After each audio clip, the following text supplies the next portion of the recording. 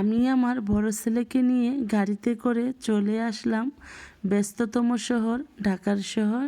আর এই তো গাড়ি থেকে নেমে উঠে পড়লাম রিক্সাতে। এখন রিক্সাতে করে চলে যাব পিজি হসপিটালে। আমার বড় ছেলেকে ডক্টর দেখাতে আমি চলে আসছি ঢাকাতে।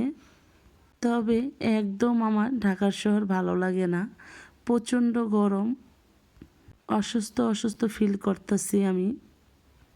যাওয়ার টাইমে এই গাড়িতে করে আর যাব না, পানিপথে লঞ্চে করে যাব।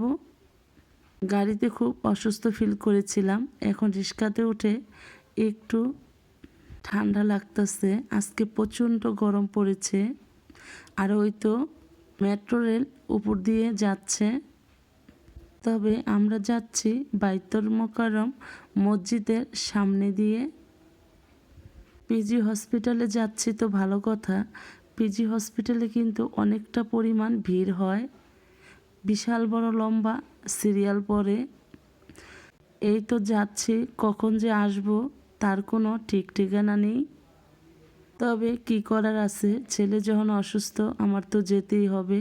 আমাদের এইখানে অনেক ডাক্তার দেখাইছি, তাও সারতাছে না, তাই চলে যাচ্ছি পিজি হসপিটালে ভালো ডাক্তার দেখাতে।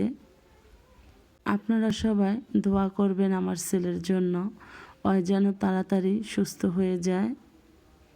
তবে ঢাকার শহরে রিক্সাটা ঘুরতে যা একটু ভালো লাগে, গাড়িতে চড়তে একদম ভালো লাগে না। আমরা গ্রামের মানুষ, সবুজ গাছপালা মাটি দেখে যাদের অভ্যস্ত তাদের ইট-বালু শহরে ভালো লাগে। আমরা প্রয়োজনে আসব, কাজ সারবো, আবার চলে যাব, কিন্তু থাকবো না।